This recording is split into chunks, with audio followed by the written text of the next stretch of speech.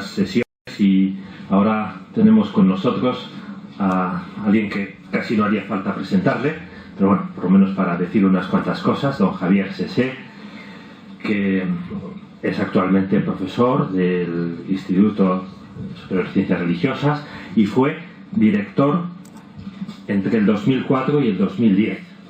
Por tanto, pues entre quienes lleváis viniendo aquí desde hace más años, pues ya le conocéis. Él es licenciado en Ciencias Matemáticas por la Universidad de Barcelona y es doctor en Sagrada Teología aquí por la Universidad de Navarra. Su campo así de especialidad es todo el tema de la teología espiritual y la historia de la espiritualidad. Él trabaja sobre todo en el estudio de la naturaleza de la oración, la contemplación, la vida mística, la filiación divina, etc. Y a la hora de confeccionar las sesiones, los temas de este curso, que tiene un título genérico, que son cuestiones teológicas y pedagógicas de actualidad, pues tenemos presente pues esta actualidad y que suelen coincidir pues algunas efemérides. Tuvimos ayer, por ejemplo, una sesión a cargo del profesor don Santiago Ausín pensando en el Año de la Misericordia, que comenzará dentro de unos meses, el 8 de diciembre, y no hay que olvidar que este año estamos celebrando el 5º centenario del nacimiento de Santa Teresa de Jesús. Por lo tanto, nos parecía idóneo contar con un experto y que nos hable de esta Santa Teresa de Jesús. Y el título que tiene, ya le doy la palabra, ¿qué dice Santa Teresa a los cristianos del siglo XXI? Gracias.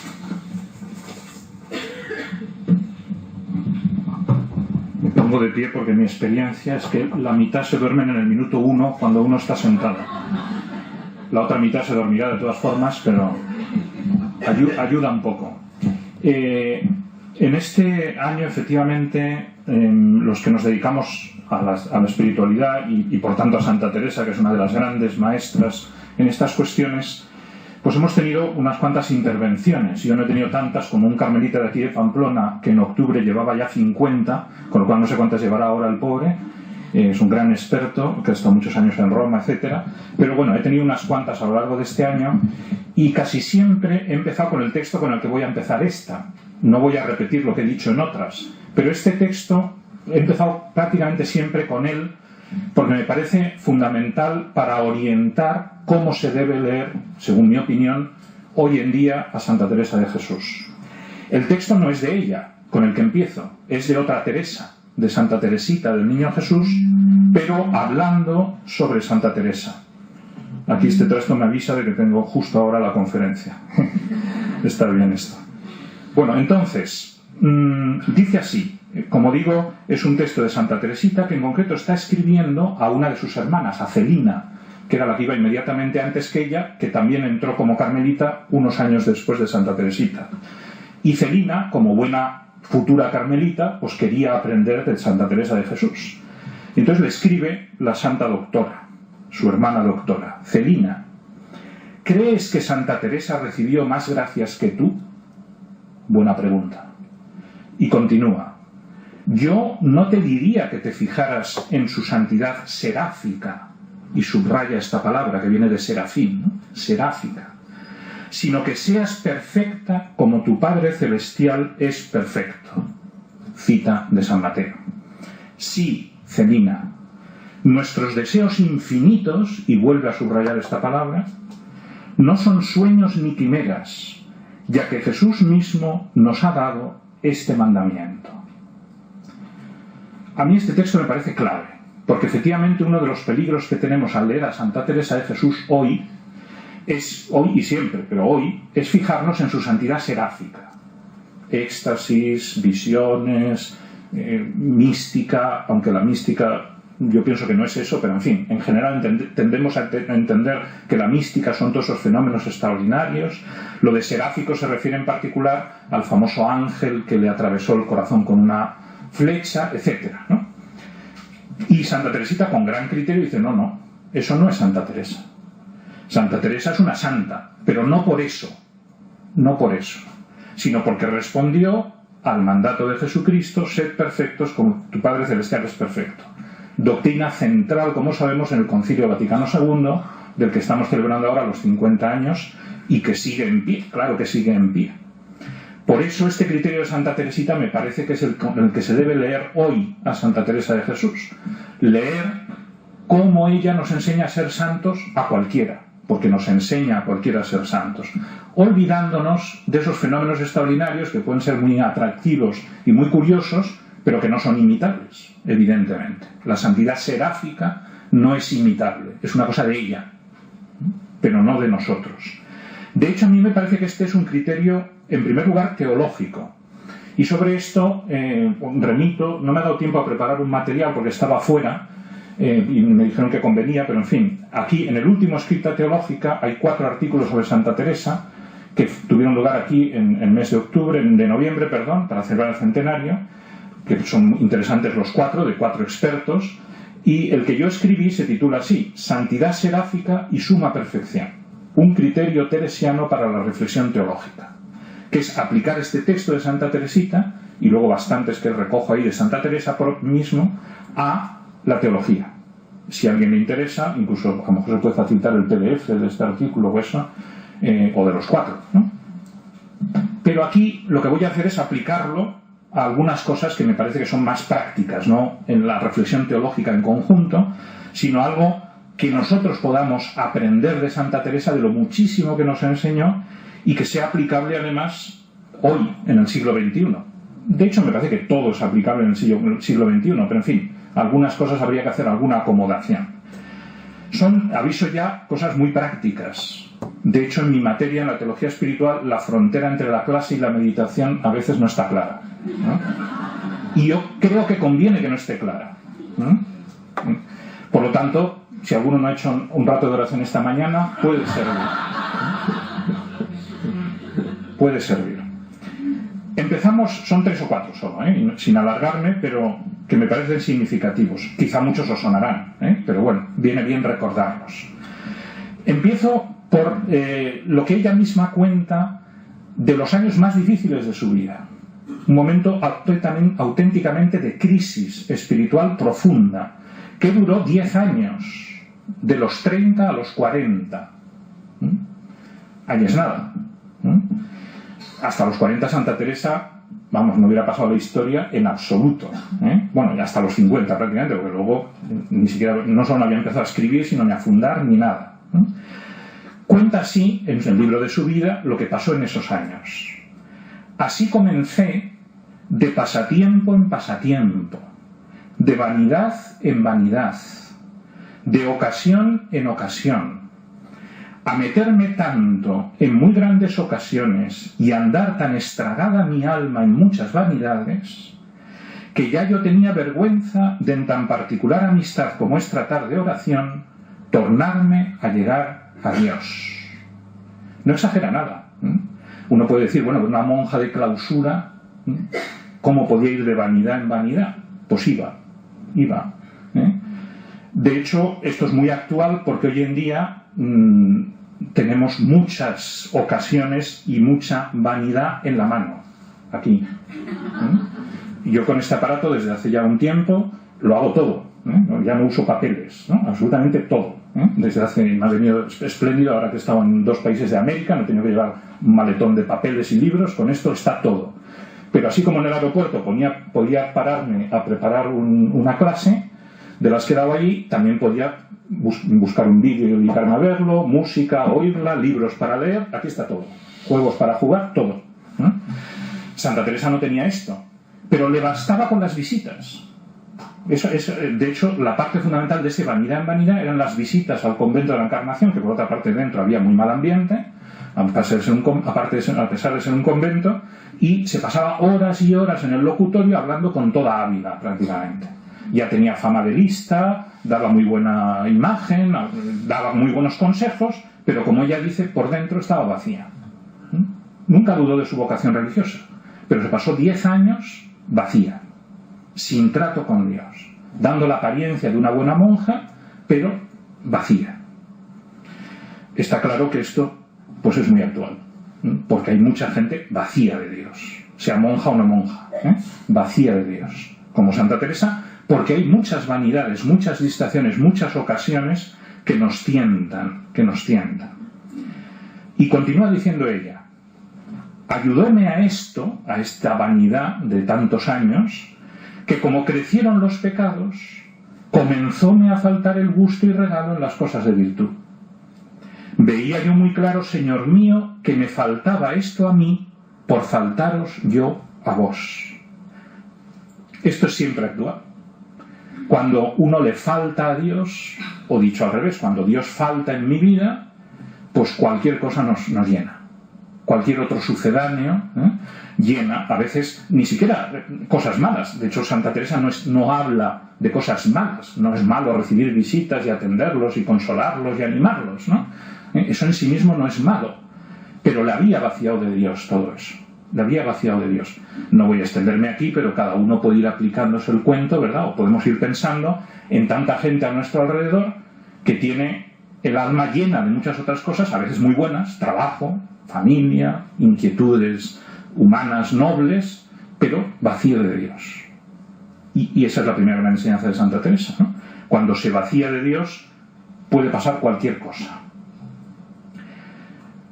Pero todavía profundiza más en su propia experiencia para darnos todavía alguna lección más sobre este punto. Y dice así: este fue el más terrible engaño que el demonio me podía hacer debajo de parecer humildad, que comencé a temer de tener oración, de verme tan perdida. Le daba miedo enfrentarse con el problema, y sobre todo enfrentarse con Dios. Otra cosa súper generalizada en nuestros días, ¿no? Porque yo pienso, y tengo experiencia como sacerdote, como tenéis vosotros también, desde otros ámbitos, sobre todo la enseñanza, de que hay mucha gente que dice que no cree en Dios, pero creer cree. Lo que le pasa es lo de Santa Teresa, que no se atreve a enfrentarse con él. No se atreve a ponerse delante de Dios porque sabe que es lo que le pasaba a Santa Teresa, que si me pongo delante de Dios me va a pedir esto, esto, esto y esto. Y a Santa Teresa le pasaba eso: si me pongo delante de Dios me va a decir, oye, que eres monja, a ver qué haces. No te estás portando así. Y traducimos fácilmente: oye, este problema familiar, a ver si lo arreglas, ¿no? Oye, que eso, que no vas a los sacramentos, lo que sea. Hay mucha gente que dice que no cree en Dios, otros sí que puede ser verdad, ¿eh? Pero hay mucha gente o que ha llegado a no creer por esto, porque se ha ido vaciando y llenando de otras cosas, y no se atreven a enfrentarse con él. ¿Qué es hacer oración? Hacer oración es esto. Luego hablaremos un poquito más de la oración. Pero hacer oración es esto que dice Santa Teresa, verme delante de Dios, ya está, sin más. Y eso es lo que ella no se atrevía.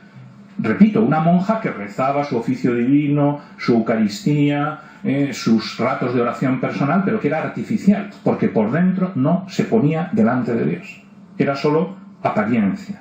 De hecho lo dice así: parecíame era mejor andar como los muchos, pues en ser ruin era de las peores, y rezar lo que estaba obligada, y vocalmente, que no tener oración mental y tanto trato con Dios, la que merecía estar con los demonios, y que engañaba a la gente, porque en lo exterior tenía buenas apariencias. Aquí muchas cosas muy prácticas, ¿no? Buenas apariencias. Podemos dar muy buena imagen, y hay gente a nuestro alrededor que da muy buena imagen, que son personas nobles, trabajadoras, etcétera, pero están vacías de Dios. Andar como los muchos. Atención a esto. Claro, ahí ya se había contagiado el convento de la Encarnación, por eso luego empezar a hacer todas las reformas que hizo, y entre otras cosas no quiso que hubiera más de, primero 12 monjas, luego amplió a 25, pero ahí siguen, ¿eh? No hay ningún convento de carmelitas con más de 25, carmelitas descalzas, porque en la Encarnación había más de 200 y era un caos, ¿no? Entre otros motivos por ser tantas. Había otros motivos, ¿no? Que ahora no es el momento de recordar. Entonces ella aprendió a las malas, ¿no? Aprendió a las malas, ¿no? Se contagió de ese ambiente frívolo que había, y bueno, pues eso es lo que nos pasa a nosotros con facilidad hoy, andar como los muchos. Hay un enorme peligro hoy de las modas, de lo que hace la mayoría, de lo que hacen todos, etcétera, etcétera. Un enorme peligro. Tampoco voy a alargarme por ahí, pero son pistas de cómo se puede ir aplicándose lo de Santa Teresa en nuestros días. Porque es algo muy humano. Le pasó a ella y puede pasar a cualquiera. Todos hacen lo mismo, pues yo hago lo mismo. Incluso socapa de que está bien. Todas las monjas del convento actúan así, pues soy buena monja si actúo así. Ya está. Lo mismo podemos aplicarlo a la sociedad actual. Y luego, que me parece quizá lo más importante, como dice ella, se daba cuenta, pero no reaccionaba. Vuelvo a lo de antes. Hay mucha gente, pienso yo, que no solo cree en Dios, pero dice que no cree porque no se enfrenta con Él, sino que primero no se enfrenta consigo mismo. Se da cuenta de que eso no está bien, se da cuenta de que debe llevar otro tipo de vida, lo que sea, pero no se atreve. Los 10 años se los pasó así Santa Teresa, dándose cuenta, porque era una monja además, con lo cual tenía continuas llamadas de Dios de que eso no podía ser así, no podía ser así. Le costó 10 años reaccionar. Eso también es muy consolador, pero reaccionó. ¿Cómo reaccionó? Bueno, hay varias cosas que le ayudaron, pero es muy conocido el momento concreto en que Dios le tocó a través de una cosa aparentemente pequeña. Pero de estas cosas se sirve Dios, y por eso también ahora siguen pasando muchas de estas cosas, ¿no? Hay cantidad de historias de conversiones a los Santa Teresa. Además, ahora en estos aparatos también salen, ¿no? Y hay cantidad de historias preciosas de gente que te cuenta su conversión, que tiene mucho que ver con lo que le pasó a ella. Ya andaba mi alma cansada, y aunque quería, no la dejaban descansar las ruines costumbres que tenía. Acaecióme que entrando un día en el oratorio, vi una imagen que habían traído allí a guardar, una imagen que no era del convento, que había llegado, que se había buscado para cierta fiesta que se hacía en casa. Era de Cristo, muy llagado, y tan devota que mirándola toda me turbó de verle tal, porque representaba bien lo que pasó por nosotros. No se sabe exactamente si es un ecce homo, una flagelación, pero una imagen de la pasión, eso que le impresionó.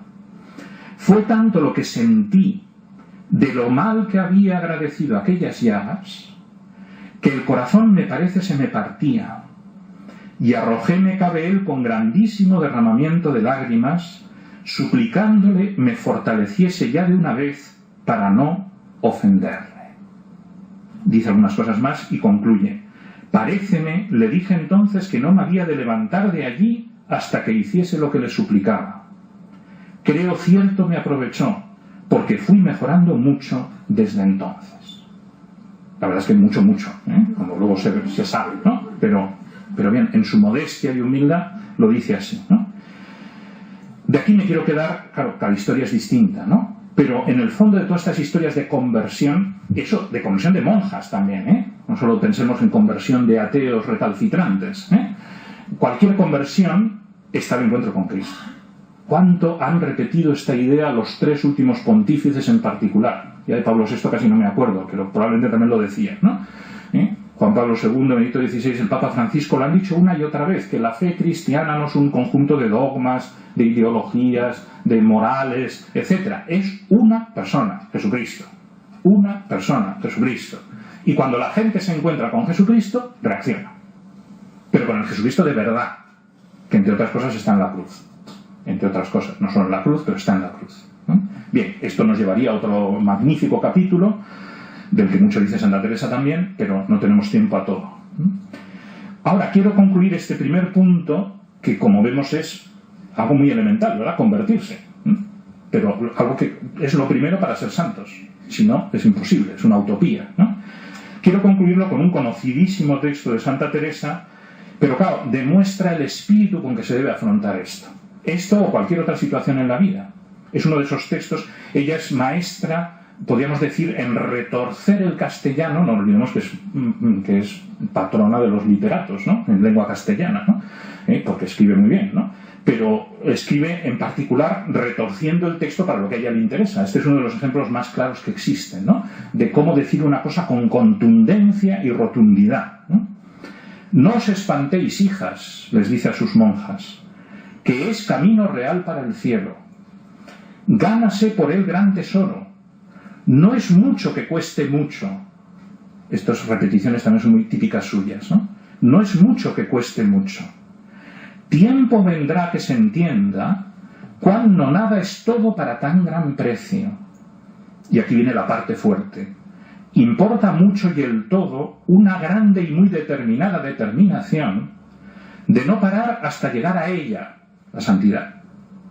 Venga lo que viniere, suceda lo que sucediere, trabaje lo que se trabajare, Murmure quien murmurare, siquiera llegue allá, siquiera me muera en el camino o no tenga corazón para los trabajos que hay en él, siquiera se hunda el mundo. Sin comentarios. No se puede decir mejor. Pues esto hay que traducirlo. Hay que traducirlo, por ejemplo, ahora para familia. Por ejemplo, ¿no? Que es un gran problemón que tenemos ahora, ¿no? Y a lo que queráis, al aborto, lo mismo. Siquiera se hunda el mundo, murmure quien murmurare, etcétera, etcétera, etcétera. Bien, segundo punto. Pues tiene que ser la oración. Claro, es que hablar de Santa Teresa y no hablar de la oración, ¿no?, es traicionarla a ella misma. De hecho, ella todo lo plantea en torno a la oración, como se ha visto ya. O sea, cuando plantea incluso su propia crisis, es una crisis de oración. Es una crisis de no tener intimidad con Dios. Luego habla de muchísimas cosas, pero todo está engarzado siempre en la oración. Pero también, para ir a lo más elemental, y perdonad si ya habéis superado todas estas fases, pues bueno, las pensáis para otros, ¿no? Pero con esto de no ir a la santidad seráfica me he quedado prácticamente en lo más básico. Otro día podemos hablar de mística si a alguien le interesa, pero en este momento me he quedado con lo más básico. Y lo más básico es la entrada al castillo. Ya sabéis que uno de los grandes libros de Santa Teresa es El castillo interior o las moradas, ¿no? Que ella imagina el alma como un castillo, por supuesto, preciosísimo, porque en el alma mora Dios. Usando las imágenes de los libros de caballerías, que era muy aficionada de jovencita, porque su madre también era muy aficionada a los libros de caballerías, que eran las novelas, digamos, baratas de entonces, ¿no? Pero ella lo saca luego partido espiritual, ¿no? Pues se imagina esos castillos de los libros de caballerías, que eran todos de diamantes, perlas, joyas, etcétera. Pues el alma dice mucho más, porque en ella habita un rey que es Dios, ¿no? Bueno, pues ese castillo que es el alma tiene 7 sucesivas moradas, las más profundas son las de Dios, donde se llega a la intimidad con Dios, pero primero, dice ella, hay que entrar en el castillo, no quedarse en la ronda. ¿Qué es esto? El primer paso, hay que entrar en el castillo, es decir, hay que entrar en uno mismo. A la vez combina entrar en uno mismo y entrar en Dios, que eso es la oración. Eso es la oración. Bueno, lo dice así al inicio, porque a cuanto yo puedo entender, la puerta para entrar en este castillo es la oración y consideración. No digo más mental que vocal, las une las dos, de hecho, ahora veremos por qué. Que como sea oración, ha de ser con consideración. Y viene el punto en el que me quiero detener, que es muy conocido, pero muy importante. Porque la que no advierte con quién habla y lo que pide, y quién es quien pide y a quién, no la llamo yo oración, aunque mucho menee los labios. Con lo que hemos leído antes se entiende, o sea, es lo que le pasó a ella. Durante 10 años meneaba los labios, pero no hacía oración. Porque no consideraba quién a quién y qué. Se puede resumir así lo que dice ella. ¿Quién habla, a quién habla y qué? De hecho, esto sirve incluso para la vida humana, ¿eh? Esto es el diálogo. O sea, hay muchas veces que hablamos con la gente y no somos conscientes ni quién habla, ni a quién, ni qué decimos.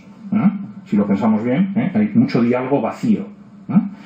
Pero en la oración, esto es la puerta del castillo, O sea, ella no dice que la puerta del castillo sea hacer oración meneando los labios, ¿no? Lo que dice es considerar lo que rezo. Esa es la puerta.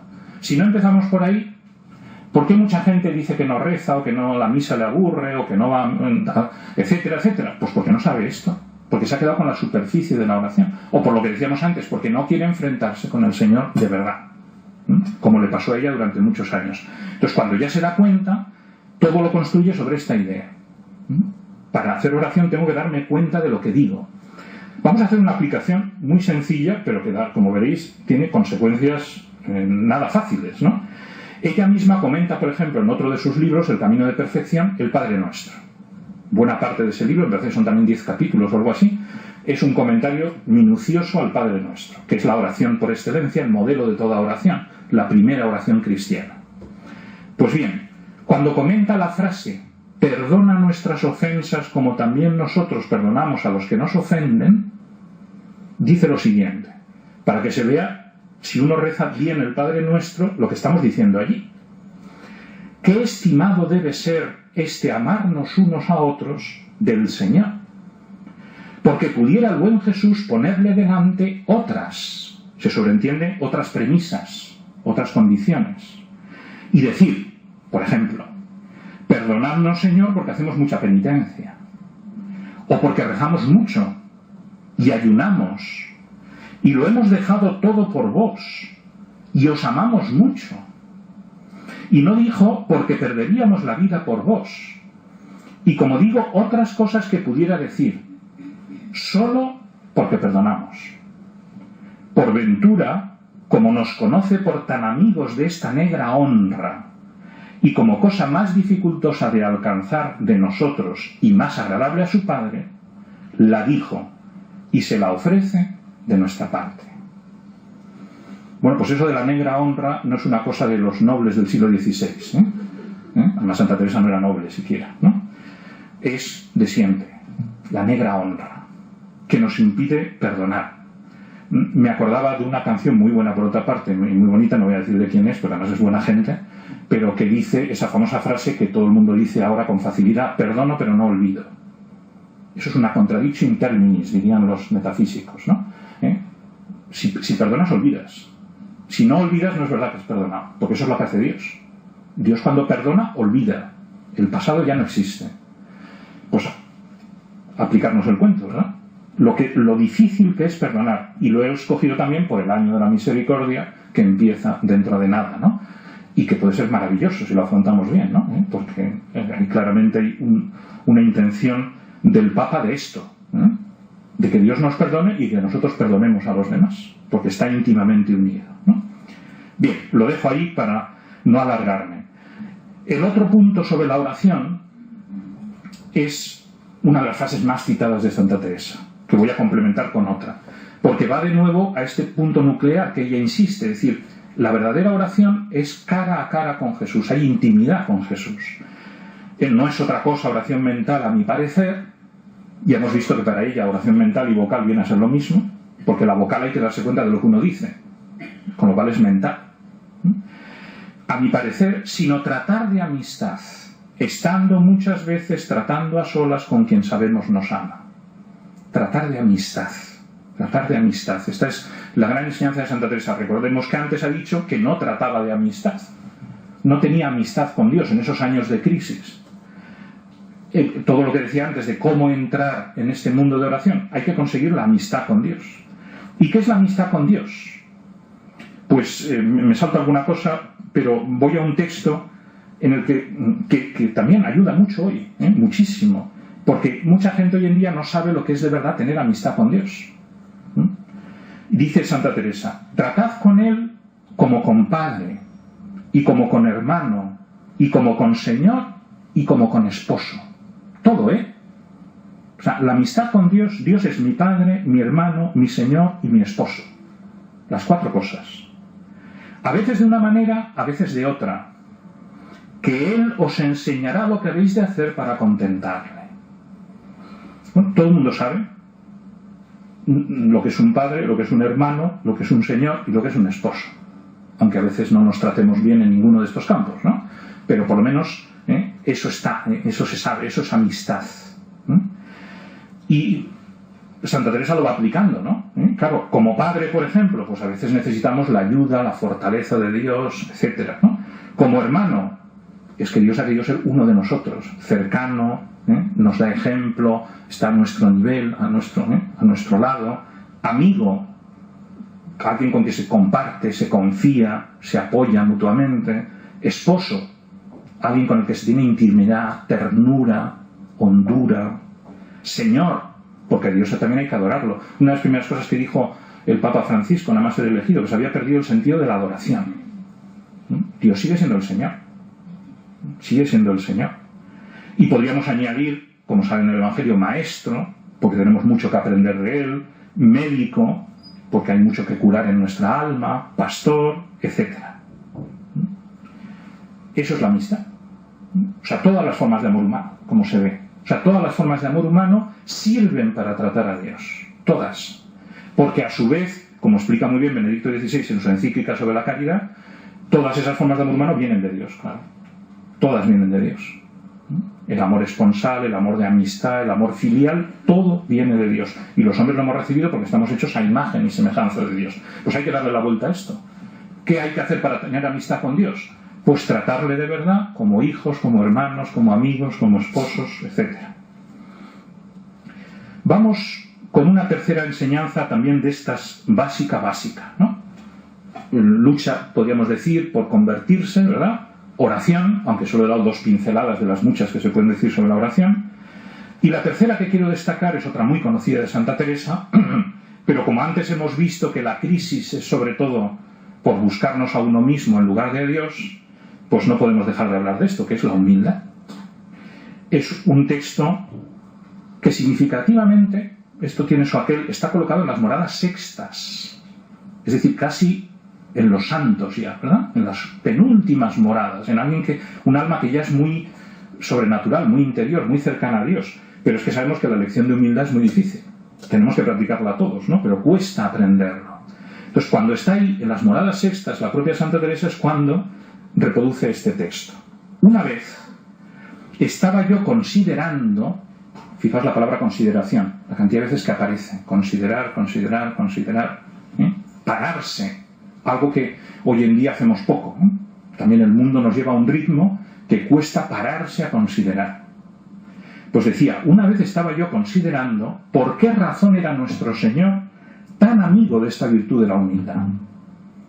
Y púsoseme delante, a mi parecer sin considerarlo, sino de presto, es decir, fue una luz de Dios.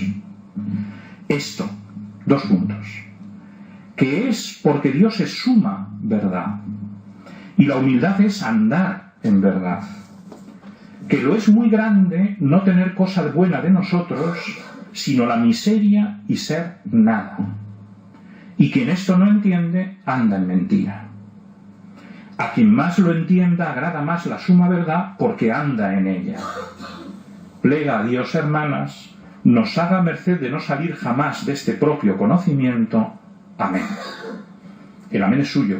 Yo suelo comentar este texto diciendo que pone amén porque es una oración, en el fondo, y él lo ha recibido de Dios, pero también, porque Santa Teresa es así, es bastante irónica siempre, lo pone diciendo, qué bien me ha salido, ¿no? Ahí queda eso, ¿no? Tomad, ahí queda eso. Precisamente ahí queda eso. Este texto no tiene desperdicio. Aviso que yo dedico 3 clases a explicar este texto a mis alumnos de aquí de la facultad. No os preocupéis que acabamos en 5 minutos. Pero da mucho de sí, muchísimo de sí. Porque una de las cualidades de Santa Teresa es esa. La capacidad que tiene de decir algo aparentemente muy práctico y muy sencillo, pero que tiene una hondura teológica enorme. Por eso es doctora, ¿no? Bueno, y le pasa lo mismo a Santa Teresita y a Santa Catalina y a muchos otros, ¿no? De los doctores. Bien, pero vamos a lo más esencial. Dios es suma verdad. Otro tema de una enorme actualidad, repetido hasta la saciedad por los últimos pontífices, entre otros, ¿no? ¿Dónde está la verdad? En Dios. ¿Dónde está la verdad? En Jesucristo. El gran problemón que tenemos con el relativismo, que sabemos que es lo que está detrás de todos los males actuales, ¿no? Como Benedicto XVI desmenuzó concienzudamente, como hace él, hasta la saciedad, ¿no? Ese es el gran problema de la sociedad actual. Hemos perdido el sentido de la verdad. Claro, eso está muy en el fondo, luego vosotros como maestros tenéis que irlo desmenuzando a los chavales desde pequeñitos, ¿no? Pero en el fondo, este es el gran reto. Redescubrir la verdad que está en Jesucristo, que está en Dios, y solo en Él. Santa Teresa lo aplica a la humildad, pero eso se aplica a cualquier otra cosa. Y Dios es suma verdad, y la humildad es andar en verdad. Por tanto, la humildad es la verdad sobre Dios, la verdad sobre mí a la luz de Dios, y sobre todo, actuar en consecuencia. Pero las 2 primeras cosas son indispensables. O reconozco quién es Dios, de verdad, y admito que Él es la verdad con mayúsculas, por supuesto que pone verdad con mayúsculas Santa Teresa, y reconozco propio conocimiento, quién soy yo, o nunca seré humilde. Eso es lo primero. ¿Quién es Dios? ¿Quién soy yo? De nuevo, la enseñanza de los últimos pontífices siguiendo el Vaticano II. ¿Quién revela al hombre al propio hombre? Jesucristo. Solo, la verdad sobre el hombre solo está en Jesucristo, solo está en Dios. Pero no basta con eso. Una vez conozco la verdad sobre Dios y la verdad sobre mí, tengo que actuar en consecuencia, andar en verdad. Esa es la verdadera humildad. Ahí es nada.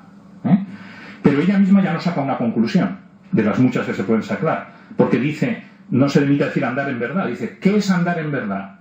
Lo es muy grande no tener cosa buena de nosotros, sino la miseria y ser nada. Hay varios textos de Santa Teresa impresionantes en que, por decirlo así, se insulta a sí misma. durísimos, reproduciendo esto. Yo es que no soy nada delante de Dios. Menos que nada, la miseria. Eso no es una exageración de los santos. Es que es la consecuencia de si uno se compara realmente con Dios. Pero solo cuando uno desciende, ahora parafraseando a su amigo San Juan de la Cruz, ¿no? Solo cuando la poesía de la caza, ¿no? Que lo estoy diciendo de memoria, no la tengo aquí, pero cuando dice eso de que para dar a la caza alcance, abatíme tanto, la humildad, que volé tan alto, que le di a la caza alcance. Es la paradoja de la santidad. Hay que ser muy humildes, abatirse, para paradójicamente ahí encontrar a Dios y volar hasta Él. Bueno, ya se ve que esto da mucho de sí, ¿no? Pero no digo más. Quiero concluir, porque, bueno, ahora si queréis preguntar algo sobre cualquier cosa de Santa Teresa, no hace falta que sea de esto, cualquier curiosidad, o también la santidad seráfica, si a alguien le interesa.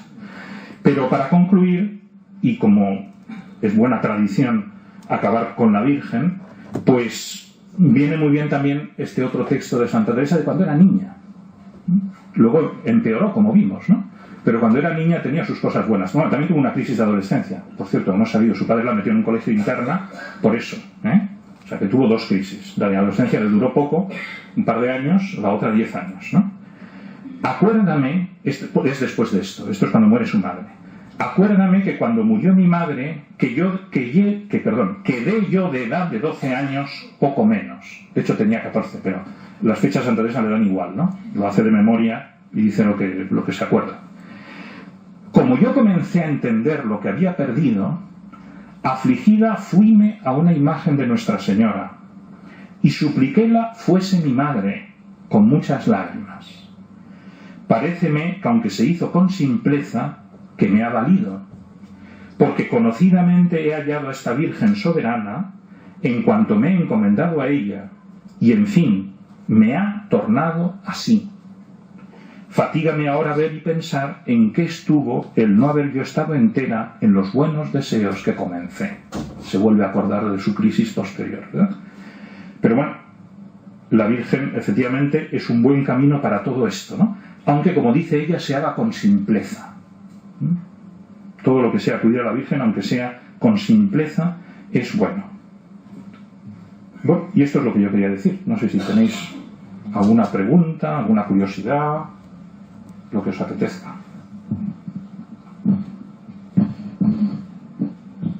Siempre la primera pregunta es la primera apuesta. También se puede contradecir lo que he dicho, ¿eh? Dime.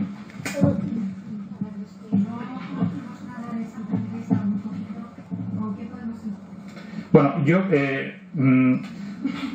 os recomiendo siempre ir a lo directo, aunque cueste.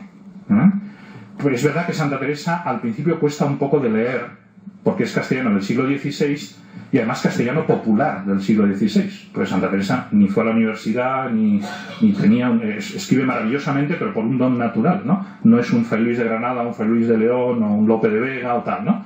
Que se leen más fácil, esa es la verdad, o San Juan de la Cruz. San Juan de la Cruz es más difícil intelectualmente, pero no el lenguaje. Entonces, pero si se hace la experiencia y se empieza a leer y uno vence los primeros atascos, ¿no? Quizá tomando a la letra lo que dice ella, ¿no? Pase lo que pase, sigues para adelante, acabas cogiéndole el tranquillo, y te lo pasas en grande. Yo la he leído un montón de veces y me sigo riendo a carcajadas muchas veces, ¿no? Porque es muy divertida y tiene mucha ironía dentro, aunque ese no es el objetivo principal, ¿no?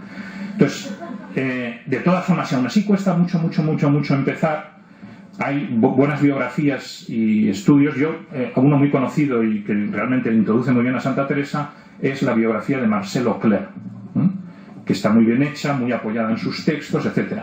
O mejor todavía, más fácil aún, la serie de televisión española de los años 80 sobre Santa Teresa de Jesús, que es buenísima. Todos los calificativos que se hagan a favor se quedan cortos. Es un milagro casi que haya salido esa serie, pues la directora era atea y la protagonista era atea, o sea, en fin, pero salió, ¿no?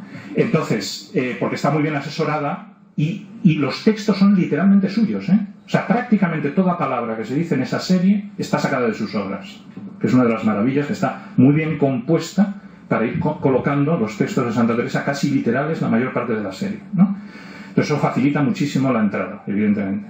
pero algo de ella en directo hay que leer, ¿no? El libro más fácil es el libro de la vida, que también es el primero, en orden lógico. La vida tiene dos continuaciones, podríamos decir, una de carácter práctico, de la historia de las fundaciones, que se llama así, las fundaciones, pero en el libro de la vida acaba con la primera fundación. Entonces continuó contándolas las demás en el libro de las fundaciones. Entonces ese también es relativamente fácil de leer, porque son historietas de cómo va fundando en cada sitio, aunque siempre va colocando su mensaje. Pero luego los libros potentes espiritualmente son El Camino de Perfección y Las Moradas. Quizás es el orden para leer, ¿no? Si uno quiere atreverse con los 4, que a lo largo de la vida yo creo que puede ser bueno, tenéis años por delante, poco a poco, pues vida, fundaciones, camino, moradas, ¿no? Ese puede ser el orden más fácil. Las fundaciones, si se salta, tampoco pasa nada, porque es el que menos contenido espiritual tiene. Y luego, bueno, un poquito de las poesías, que son pocas, ¿no? Pero bueno.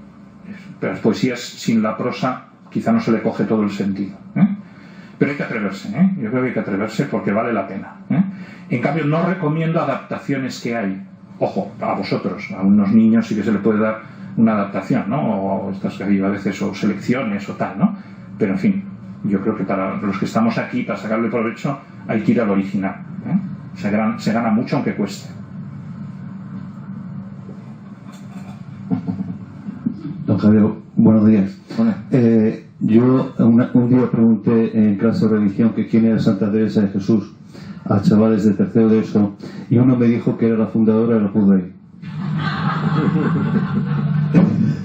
Sí, no hay que dar nada, por supuesto. No. Me di cuenta que no.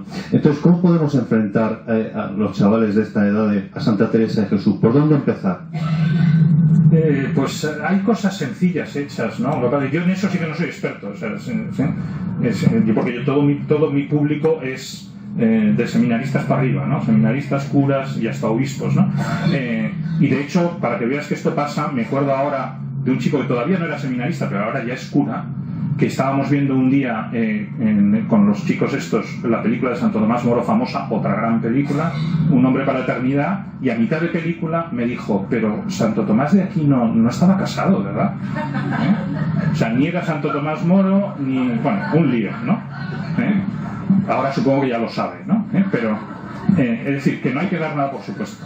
Pero digo, hay cosas sencillas, hay cosas, pues eso, para niños, sobre todo estos santos. Ahora de memoria no me viene, pero vamos, en la red buscas y encuentras algunas muy buenas, ¿no? Los salesianos tienen muchas publicaciones así sencillas, los famosos manglanos, que tienen cosas sobre Santa Teresa, Santa Teresita, etcétera, pequeñas biografías, ¿no? Algunas películas también hay, entonces, ahora de memoria no me acuerdo. Pero cosas asequibles a niños hay, y si no se preparan, o sea, se prepara un poquito un PowerPoint con 4, o lo que uséis, ¿no? Lo mismo, ¿no? Con 4 imágenes de Santa Teresa y un poquito de su historia y ya está, ¿no? Porque además, santos como ella en particular y otros parecidos tienen historias muy asequibles a los niños, ¿no? Empezando por la famosa de cuando era niña y se fue a tierra de moros, bueno, no pasó de la puerta de Ávila, pero, bueno, pues hay historia que entra fácil a los niños, ¿no? O cualquier otra de estas, ¿no? O sea, que material hay, hay que buscarlo un poquito y trabajarlo, pero me parece que hay cosas asequibles para los niños. No sé si, bueno, no respondo, pero bueno, y desde luego es importante, o sea, porque además los santos son un buen enganche para muchas otras cosas, si se les hacen asequibles, ¿no? Si cogen afición a los santos, luego cuando vayan siendo más mayores, pues leerán cosas más serias y les ayudará. Eso nos ha pasado a todos. Yo recuerdo pequeñito con los salesianos, que nos pasaban ahí filminas, eran entonces, no PowerPoint, ¿no? Pues eso de San Juan Bosco, de Santo Domingo Sabio. Por ejemplo, mira, esa es otra idea, niños santos, que hay bastantes, hay más de los que uno sabe. Por ejemplo, una niña que yo promuevo mucho, porque es un ejemplo maravilloso, que se llama Laura Vicuña, la beata Laura Vicuña, 12 años de edad. Una niña chilena afincada en Argentina, de una historia preciosa, ideal para los colegios, ¿no? Porque tiene que ver con los colegios y con la familia y con muchas cosas actuales, ¿no? Pues santas de estas niñas hay unas cuantas, niñas y niños, ¿no? Si se busca, los hay. Santo Domingo Sabio he puesto el ejemplo antes, ¿no? Quizá eso sea un inicio, empezar por los santos niños, ¿no? No lo sé, ¿no? Depende, ¿no? Y adolescentes también hay, Una focolarina, por ejemplo, que se fue a beatizar hace muy poco, Chiara Badano, una historia preciosa, ¿no? Muy parecida a la de Montse Grases. Casi son paralelas, Esta ya está beatificada, la italiana, ¿no? Bien, y así más, o sea, hay. No son de los santos más populares, no son San Antonio de Padua, pero hay que sacarlos a la luz, ¿no? Más cosas. Aparte de Edith Stein, por ejemplo, ¿qué otros personajes o santos pues ha influido Santa Teresa? Hay muchísimos, muchos.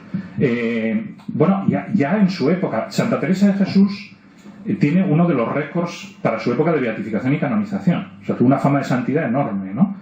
Y, por ejemplo, San Francisco de Sales, que nació antes de que ella muriera y escribe 20 años después de su muerte, ya la pone como la primera maestra de oración de la historia, por poner un ejemplo cercano a ella, ¿no? San Francisco de Sales. Pero desde entonces a nuestros días, se puede decir que la historia de la Iglesia y en particular de la espiritualidad no sería lo que es sin Santa Teresa, como no sería lo que es sin San Ignacio.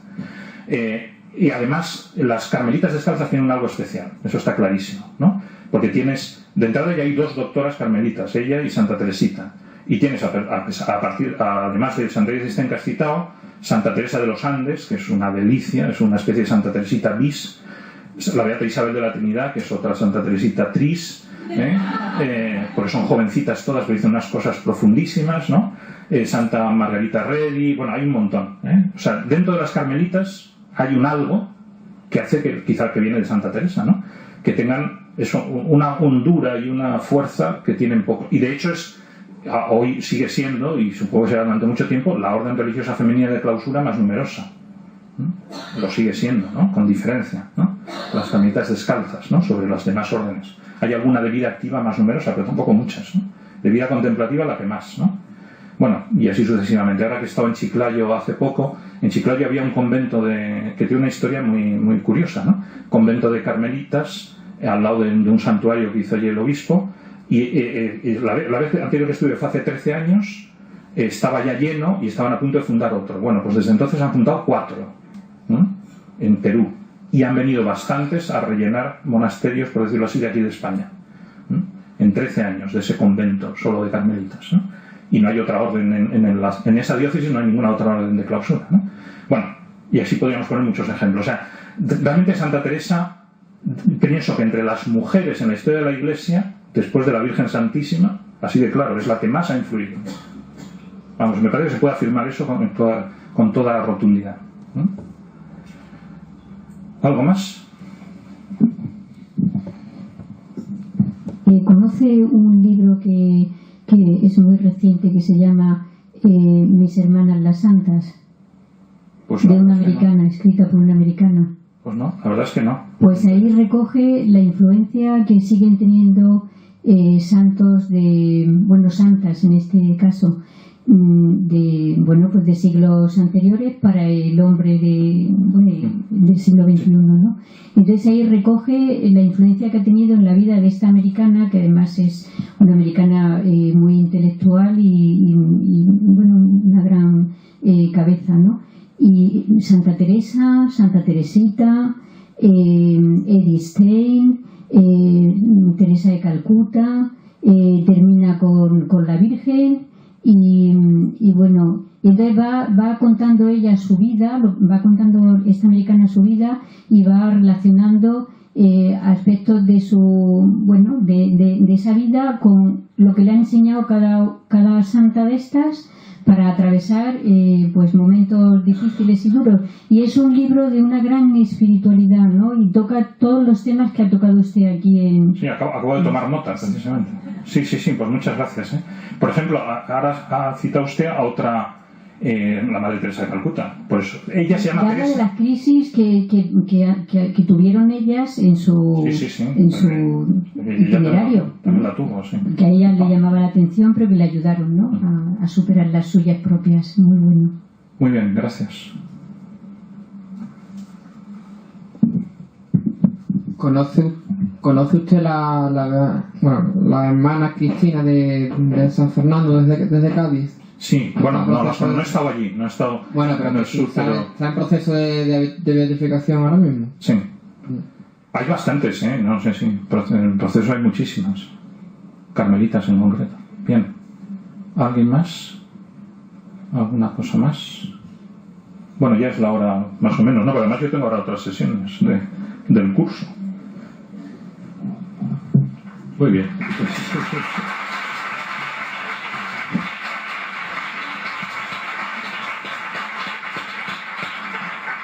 Bueno, pues bien, contamos ahora con...